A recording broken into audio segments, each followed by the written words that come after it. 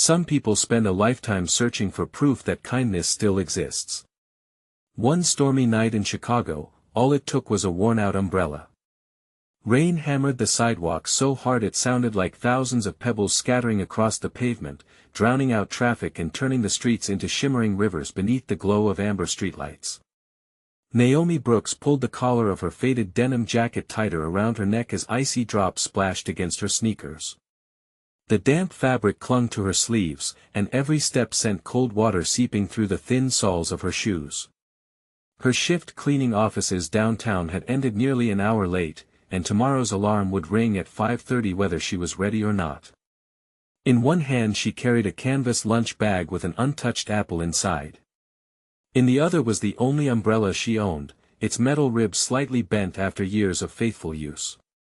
It wasn't pretty, but it kept the rain off her long enough to get from one job to the next. She checked the time on her phone, sighed softly, and whispered to herself, "Just make it home." A sharp gust swept down the block, carrying the scent of wet asphalt and fresh coffee drifting from a corner cafe that had just locked its doors. The wind tugged at her umbrella so fiercely she nearly lost her grip. That was when she noticed him. A tall white man stood alone beside a black luxury sedan with its hazard lights blinking through the curtain of rain. The driver's door was open. No one else was around. His dark overcoat was soaked across the shoulders, yet he made no move to run for cover beneath the nearby bus shelter. Instead, he looked calmly at the disabled car as though waiting for something only he could see. Naomi slowed. She had exactly $23 in her checking account. Missing tomorrow's shift because she got sick wasn't an option. Every sensible thought told her to keep walking. But another blast of freezing wind hit the stranger full in the face, and even from several yards away she could see him shiver once before straightening again. She took 3 hesitant steps toward him. "Sir," she called over the rain. He turned.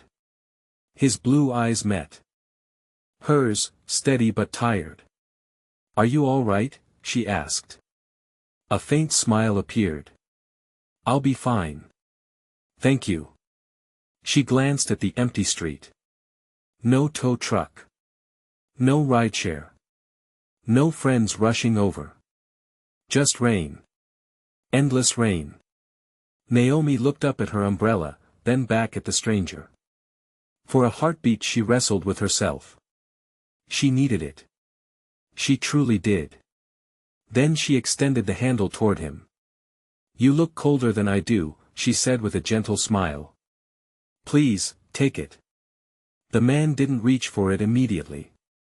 Instead, he studied her face with quiet disbelief, as if the offer itself made less sense than the storm surrounding them. Why would someone who clearly had so little choose to walk away with nothing but the rain? The stranger accepted the umbrella with both hands, almost carefully, as though it were something far more valuable than faded fabric and bent steel. "Thank you," he said, his voice calm and unexpectedly warm.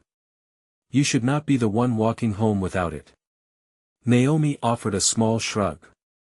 "I have made it this far already. You need it more."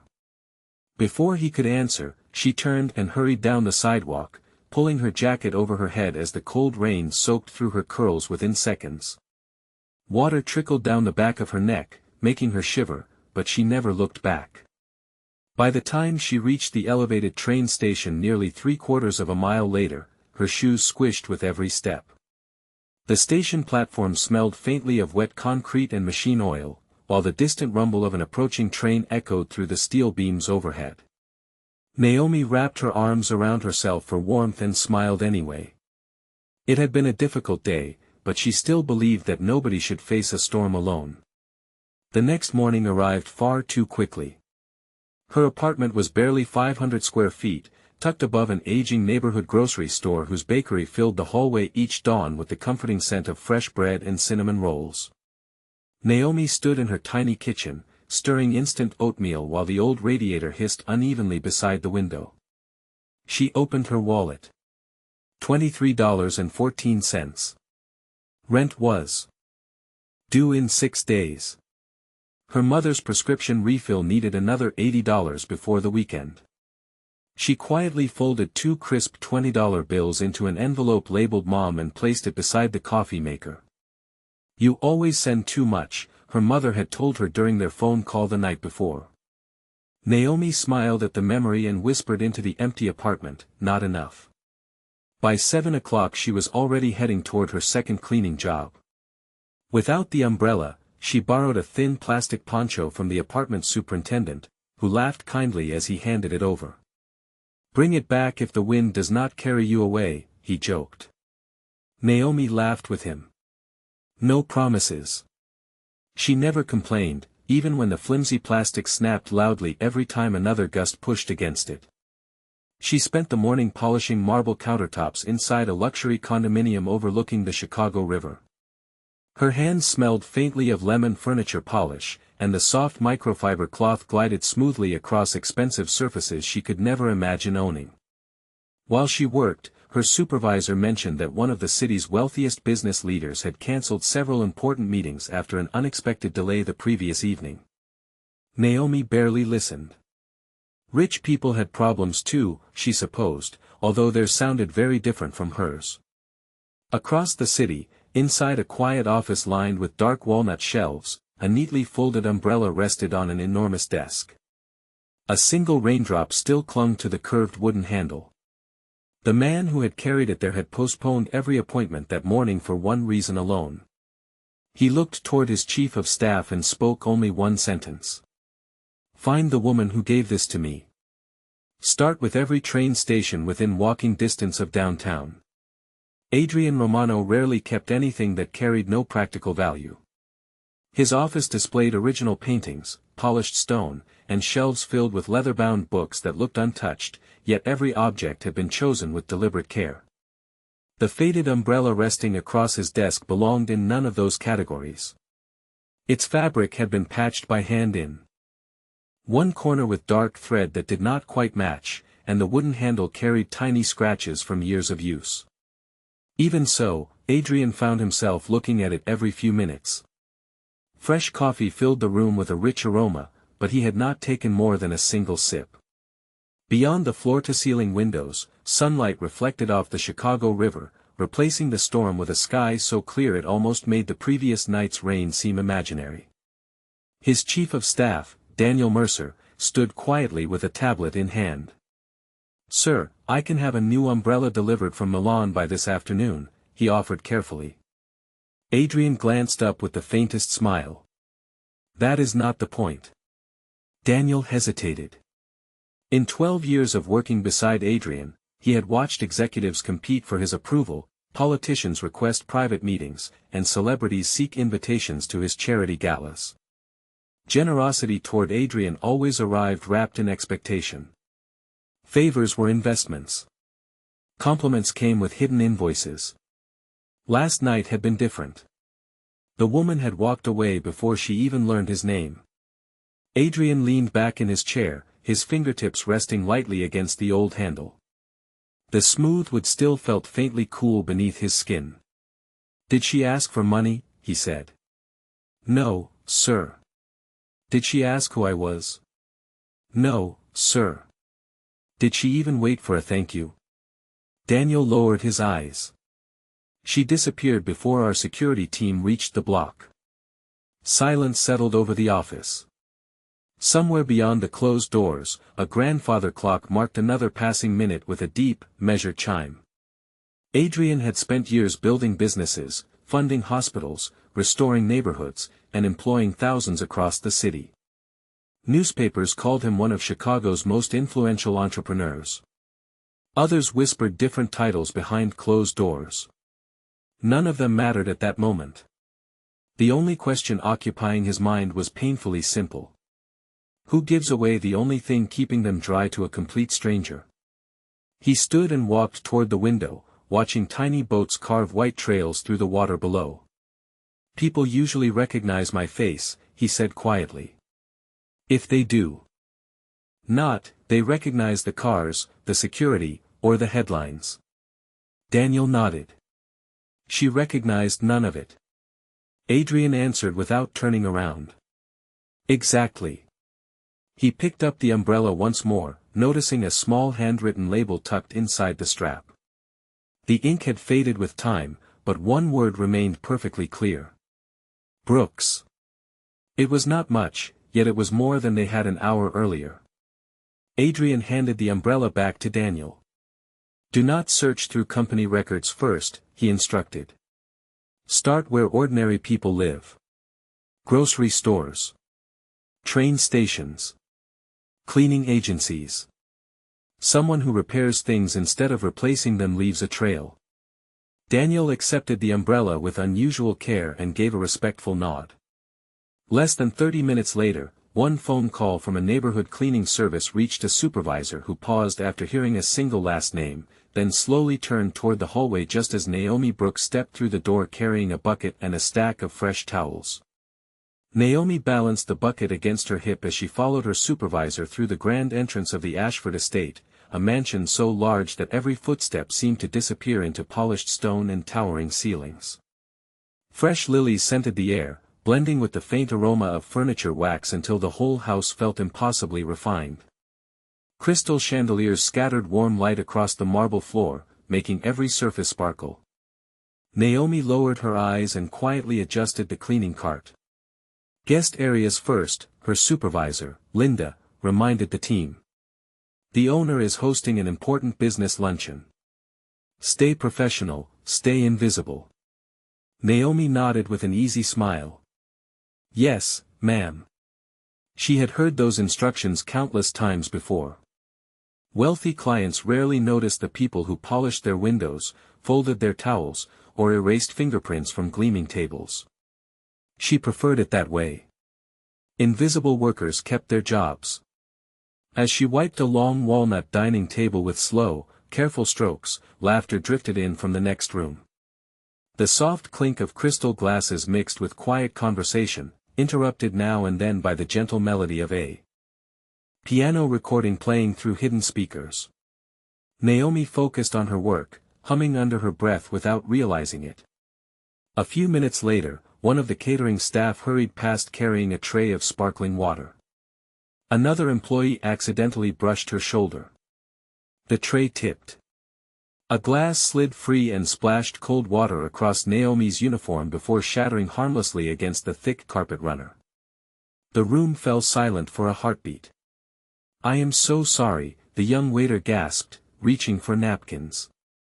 Naomi looked down at the dark stain spreading across her apron and simply smiled. It is all right, she said softly. Nobody got hurt. She bent down first, gathering the larger pieces with steady hands before anyone else could. Linda walked over quickly, expecting frustration or complaints, but found neither. You should change into a clean apron, she said. Naomi shook her head gently. After I finish this room. They have guests waiting. From the hallway above, unseen by everyone below, Adrian Romano had paused halfway down the staircase. He had agreed to attend the luncheon only because one of his business partners insisted on hosting it there. He had not expected to find the woman he had been searching for standing only 30 feet away. She looked exactly as he remembered. The same calm expression. The same quiet kindness that did not ask to be noticed. She never looked toward the staircase. She did not recognize him in the tailored navy suit instead of the rain-soaked overcoat from that stormy evening.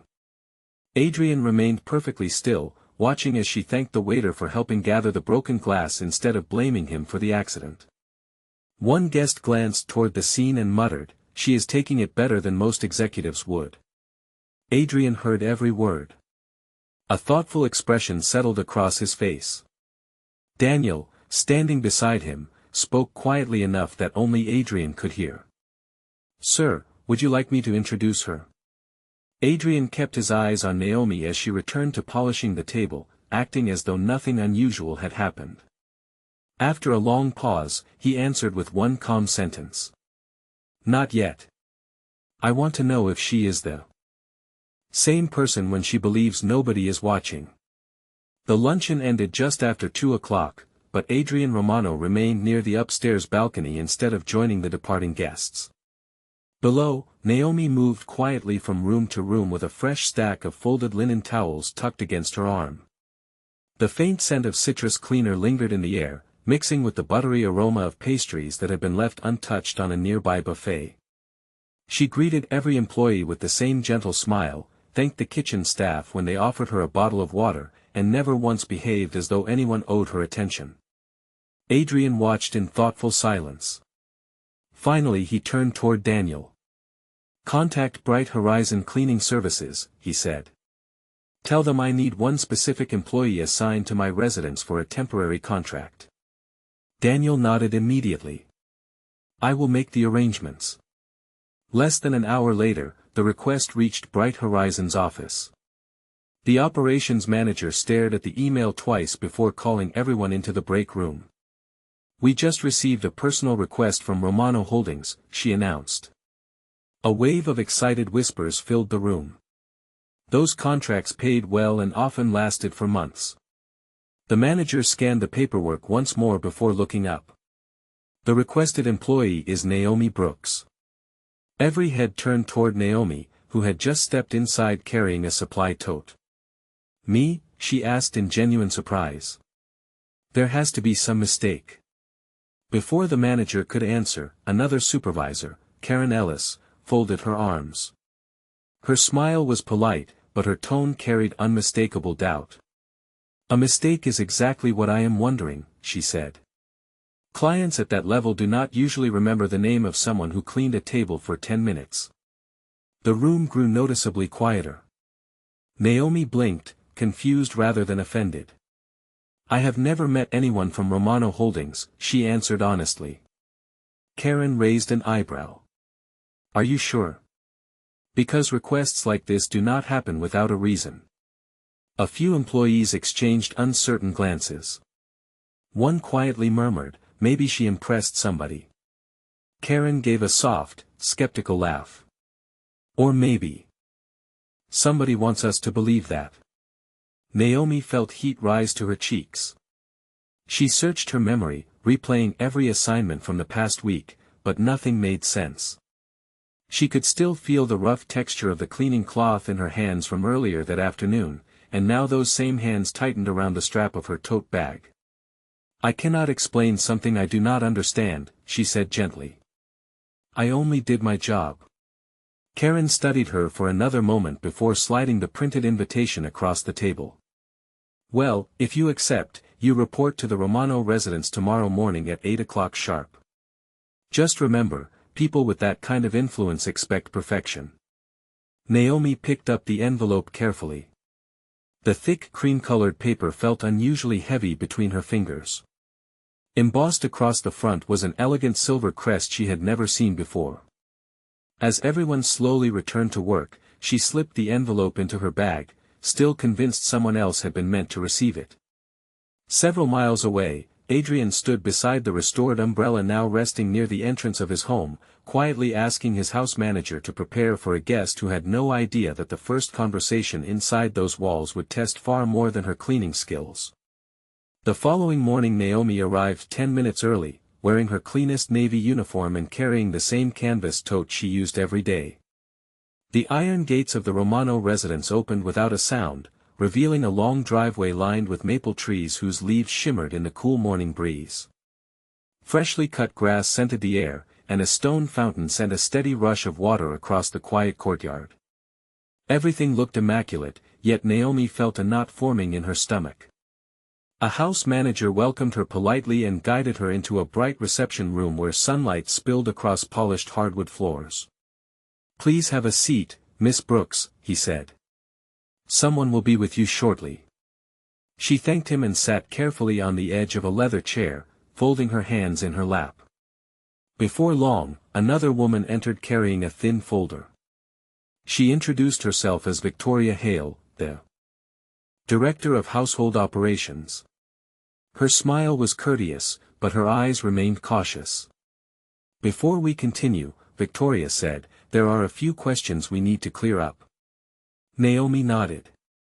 "Of course." Victoria opened the folder. "It is highly unusual for Mr. Romano to request a specific employee by name. Can you explain how you became acquainted with him? Naomi answered honestly. I cannot. I have never spoken with him that I know of. Victoria studied her expression without responding. A second administrator quietly placed several printed security photographs on the table. They showed Naomi working at the Ashford estate, cleaning the dining room. Some members of our staff believe this assignment may not have happened by chance, Victoria continued. They are concerned someone may have attempted to gain personal access to Mr. Romano. The words landed heavily. Naomi felt the warmth leave her face. She looked from one photograph to another before slowly pushing them back across the table. I understand why you would ask, she said softly. But I have never tried to meet anyone important. I clean houses. That is all. The room fell still except for the faint ticking of a grandfather clock somewhere down the hallway. Victoria folded her hands. Would you be willing to authorize additional background verification before we proceed? Naomi hesitated. She understood the request, yet something about the conversation weighed on her heart. It was no longer about employment. It felt as though her character itself had been placed on trial. She reached into her tote, removed the visitor badge she had just been given, and laid it gently beside the folder. Trust cannot begin with suspicion alone, she said, her voice calm but unwavering. If accepting this opportunity means convincing strangers that I had hidden intentions, then perhaps I am not the right person for this position. She stood, smoothed the front of her uniform, and offered a grateful smile despite the disappointment in her eyes. Thank you for considering me. I hope you find someone who gives you complete peace of mind. She turned toward the door before anyone answered. Just as her hand reached the brass handle, another voice, steady and unmistakably familiar, broke the silence from behind her. Miss Brooks, the man said gently, before you leave, I believe there is something that belongs to you. Naomi slowly turned away from the door, her hand slipping from the polished brass handle. Adrian Romano stood a few feet behind her, dressed simply in a charcoal suit without a tie, looking nothing like the exhausted stranger she had met on that rainy night until his eyes met hers. In his hands rested the old umbrella, but it no longer looked forgotten. The fabric had been carefully repaired, the bent ribs straightened, and the worn wooden handle had been polished until it carried a gentle shine while preserving every small mark that told its story. The room became so quiet that Naomi could hear the faint crackle of burning logs inside a nearby fireplace and the distant song of birds drifting through an open courtyard window. She looked at the umbrella, then back at Adrian. Recognition arrived slowly, followed by surprise. You were the man in the rain, she said almost in a whisper. Adrian smiled. Yes. He stepped forward and offered the umbrella with both hands. I believed it deserved to come home. Naomi accepted it carefully, running her fingertips across the familiar stitching she had sewn herself years earlier. You fixed it, she said. It carried me through a difficult night, Adrian replied. Repairing it seemed like the least I could do. Victoria lowered her eyes while the other administrators exchanged uncomfortable glances. Adrian turned toward them without raising his voice. Miss Brooks was never here because of suspicion. She was invited because of character. No one interrupted him. He continued calmly, she gave away the only thing protecting her from the storm without asking who I was or what I could offer in return. That is not the behavior of someone seeking advantage. It is the behavior of someone whose values remain steady when nobody is watching. The words settled gently across the room. Victoria took a slow breath before looking at Naomi. Miss Brooks, she said sincerely, I owe you an apology. We allowed caution to become unfair judgment. Naomi shook her head with quiet grace. You were protecting your employer. I understand. Adrian noticed that she had accepted the apology without bitterness, exactly as she had forgiven the waiter at the luncheon without seeking attention. His respect for her grew even deeper. He gestured toward a nearby sitting room where sunlight warmed the hardwood floor and the comforting scent of fresh tea filled the air. Would you join me for a conversation? He asked. Naomi hesitated only a moment before nodding. They sat across from one another, separated by a simple oak coffee table rather than the enormous desk Adrian usually used for business meetings. "I am not offering charity," he said. "I am looking for someone I can trust to help care for this home and occasionally assist with my elderly mother's daily needs. Skills can be taught. Integrity cannot." Naomi looked down at the umbrella resting across her lap. "I only did what I hoped someone would do for me," she answered quietly. Adrian smiled again, this time with genuine warmth. "That is exactly why I asked you to come." Before either of them could continue, a house attendant entered the room and spoke softly to Adrian. "Sir, your mother has just asked if the new guest might have a few minutes to meet her before lunch." Naomi followed the house attendant through a quiet hallway where family photographs replaced expensive artwork. The atmosphere changed with every step. Instead of polished formality, the rooms carried the gentle warmth of a lived-in home. Fresh lavender drifted through the air from a vase beside the window, and somewhere nearby an old record player filled the hall with soft jazz that crackled faintly between notes. The attendant stopped at an open doorway. "Mrs. Eleanor Romano has been looking forward to meeting you," he said with an encouraging smile. Naomi stepped inside and found an elegant elderly woman sitting beside a sunlit window with a knitted blanket resting across her lap. A half-finished puzzle covered the coffee table, and a steaming cup of chamomile tea filled the room with its calming fragrance. Eleanor looked up, her silver hair catching the afternoon light, and smiled as though greeting an old friend instead of a stranger. "So you are Naomi," she said warmly. "Come closer, dear. I have heard quite a bit about you." Naomi approached with quiet respect. "It is nice to meet you, Mrs. Romano." Eleanor chuckled softly. "Please call me Eleanor. Formal titles make me feel older than I already am." Both women laughed, and the remaining tension from the morning eased almost instantly. Adrian remained near the doorway, saying nothing. He simply watched as Naomi noticed the unfinished puzzle. Without thinking, she gently turned one misplaced piece until it fit perfectly. Eleanor's eyes brightened. "You enjoy puzzles?" Naomi smiled. "My mother loves them. We work on one together every Sunday when I visit." Eleanor rested her hand over Naomi's for a brief moment. "Then perhaps you will help me finish this one someday." Adrian saw something he had hoped for but never expected to witness so naturally. Naomi was not trying to impress anyone. She was simply being herself. A few minutes later, the house manager returned with several documents. Before he could speak, Adrian addressed everyone gathered in the room. "Miss Brooks will not be treated as someone who needs to prove her honesty every day she comes to work. She has already demonstrated something far more valuable than a resume can show." Victoria lowered her head respectfully. "Understood, sir." Naomi looked toward Adrian. "I appreciate your confidence," she said, "but I would still like to earn everyone's trust through my work."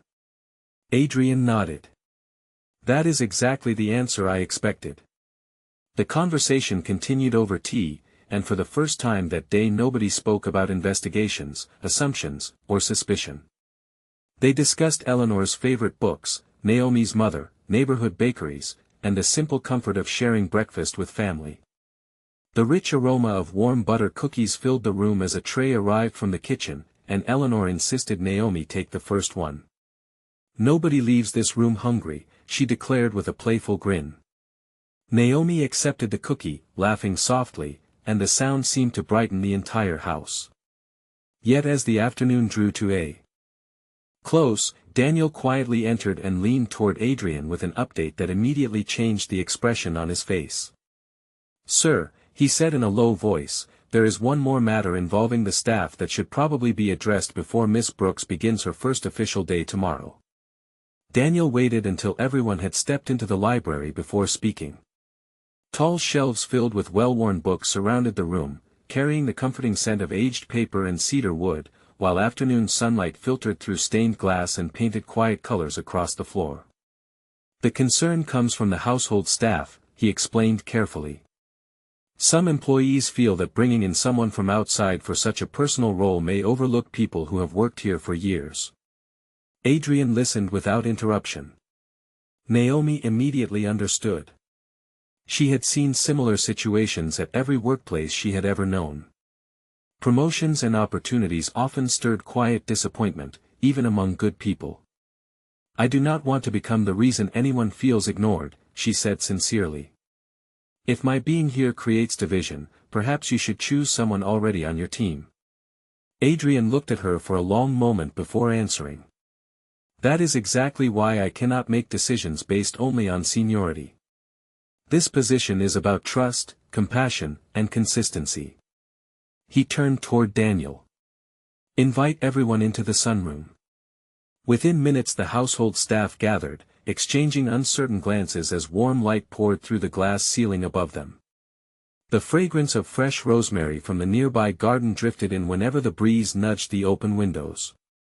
Victoria stood beside the others, and even Karen, who had arrived to deliver paperwork from Bright Horizon, remained quietly near the doorway. Adrian addressed them with calm respect. "Many of you have served this household faithfully for years, and I value every one of you.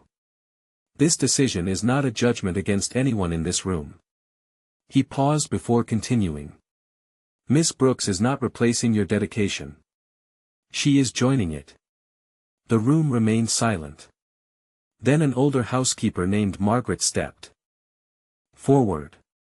She had worked for the Romano family for nearly 20 years. "Sir," she said gently, "our concern was never about her personally. We simply wanted to know the decision was fair." Adrian nodded. "That is a reasonable concern." He then looked toward Naomi. "Would you tell them why you almost walked away this morning?" Naomi hesitated before speaking honestly. "Because I would rather lose an opportunity than ask people to believe something about me without earning it." Margaret's expression softened. She crossed the room and offered Naomi a warm smile. "Then I think we will get along just fine." A few quiet chuckles spread through the room, easing the last traces of tension. Even Karen stepped forward with an embarrassed smile. "I judged you before I knew you," she admitted. "I was wrong." Naomi accepted the apology with the same quiet grace she had shown from the beginning. "We all protect what matters to us," she replied. "I hope we can start fresh." By the end of the afternoon they shared coffee and homemade cookies around the long kitchen table, talking less about job titles and more about favorite recipes, families, and neighborhood traditions. Weeks later, another gentle rain settled over Chicago.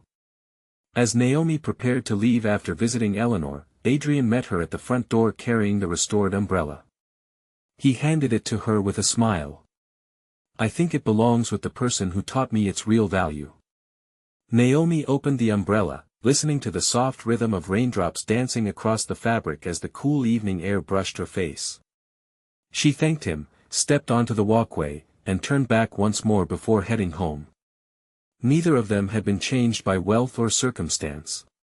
They had been changed by one ordinary choice made without expecting anything in return, because the truest measure of a person's character is not what they keep when life is comfortable, but what they willingly give when nobody is counting.